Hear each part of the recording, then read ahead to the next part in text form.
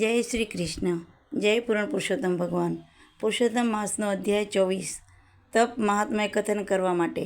મણિગ્રીવ બોલ્યા, હું ચોરીની હિંસા કરવા માટે તત્પર થયો, તેથી સગાઓએ મારો ત્યાગ કર્યો. તે વખતે બૃહદલ્બર નામના રાજાએ મારું ઘર લૂંટ્યું. બાકી જે બચ્યું હતું તે આપતજનોએ હરી લીધું. આમ બધાએ મારા પર તિરસ્કાર કરવાથી મેં વનવાસ લીધો.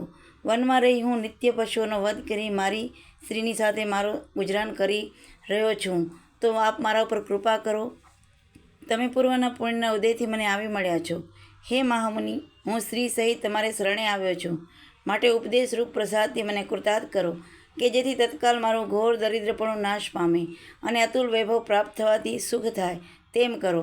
ઉગ્રદેવ બોલ્યા, હે મહાભાગ, તે મારી જે ભાવપૂર્વક પરણાગત કરી તેથી હું પ્રસન્ન થયો છું, અને તેથી તારી સ્ત્રી સહિત તારું કલ્યાણ થશે.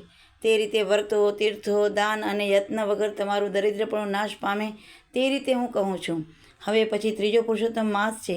તેમાં તમે બે સ્ત્રી પુરુષ પ્રયત્નથી પ્રીતિપૂર્વક દીપદાન કરું, તેથી તમારું ભારે દરિદ્રપણું મૂળ સહિત નાશ પામશે. તલના તેલથી કે સંયમ હોય તો ઘીથી દીવો કરવો.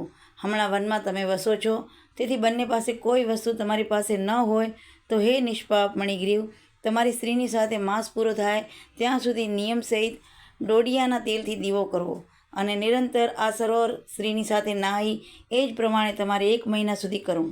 તમારી પ્રણોગતિ પ્રસન્ન થઈ મેં શાસ્ત્રમાં નિશ્ચય કરેલા વ્રતનો ઉપદેશ તમને કર્યો. બીજી રીતે પણ દીવાનું દાન લક્ષ્મીનો વધારો કરનારું છે, પણ જો પુરુષોત્તમ માસમાં વિધિથી વ્રત કર્યું હોય તો લક્ષ્મીની વૃદ્ધિ કરે. એમાં કહેવું શું? વેદમાં કહેલા જુદા જુદા કર્મો અને દાનો પુરુષોત્તમ માસના દીવાની 16મી કળાની યોગ્ય નથી. યોગ જ્ઞાન કળાની યોગ્ય નથી. વેદનો અભ્યાસ, ગયાનું શ્રાદ્ધ અને ગૌતમી નદીની તીરનું સેવન પુરુષોત્તમના દીવાની 16મી કળાની બરોબર કરી શકનાર નથી. હજારો ગ્રહણ અને સેંકડો વ્યતિપાત પુરુષોત્તમ દીવાની 16મી કળાએ યોગ્ય નથી. કુરુ વગેરે ઉત્તમ ક્ષેત્રો અને દંડક વગેરે વ્રતો પુરુષોત્તમ દીવાની 16મી કળાની યોગ્ય નથી. હે પુત્ર, આ અતિગુપ્ત દીપ ધન છે, તે કોઈને કહેવું નહીં, કેમ કે ધન, ધાન્ય, પશુ, સમૂહ, પુત્ર, પૌત્ર અને કીર્તિન કરનાર, વાંજિયાપણાને મટાડનારું, સ્ત્રીઓને વૈધત્વ નહીં આપનારું, શક્યથી ભ્રષ્ટ થયેલાઓને રાજ્ય આપનારું, મનુષ્યોના વિચારના કામને સફળ કરનારું છે. આથી કન્યા ગુણી અને ઘણું જીવનાર પતિને પામે છે. સ્ત્રીને ઈચ્છાવાળા સારા સ્વભાવવાળી પતિવ્રતા સ્ત્રીને પામે છે. વિદ્યાને ઈચ્છનારો વિદ્યા પામે છે. સિદ્ધિને ચાહનારો સિદ્ધિ પામે છે.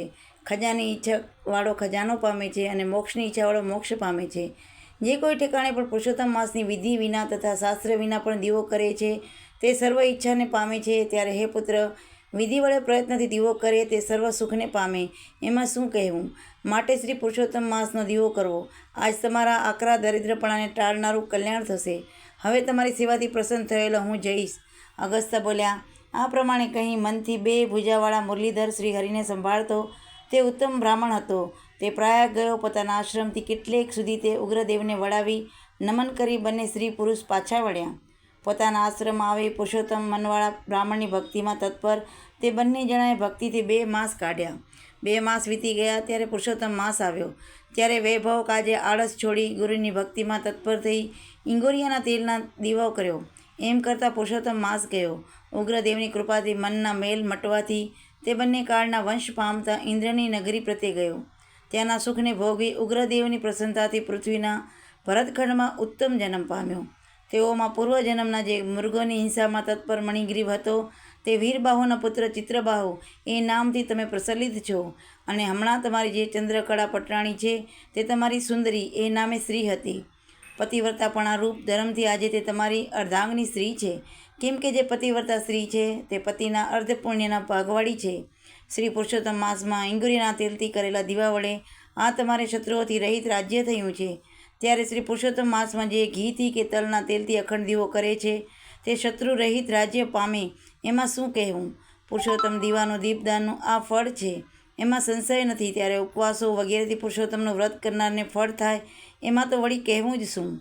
વાલ્મીકી બોલ્યા, ચિત્રબાહુના ચારિત્ર્યને કહી ગળાથી જન્મેલા મુનિ અગસ્ત્ય તેણે કરેલા સત્કારોને પામી અક્ષય આશીર્વાદ આપી પ્રસન્નપણે ચાલતા થયા. આ પ્રમાણે શ્રી બ્રહ્માંડીય પુરાણમાં પુરુષોત્તમ મહાત્મય શ્રી નારાયણ નારદના સંવાદ વિશે દંડધન્વ આખ્યાન દીપ મહાત્મય કથન આ નામનો 24મો અધ્યાય પૂરો થયો. બોલો પૂરણ પુરુષોત્તમ ભગવાનની જય. કાંઠાગોર માતની જય. જય શ્રી કૃષ્ણ.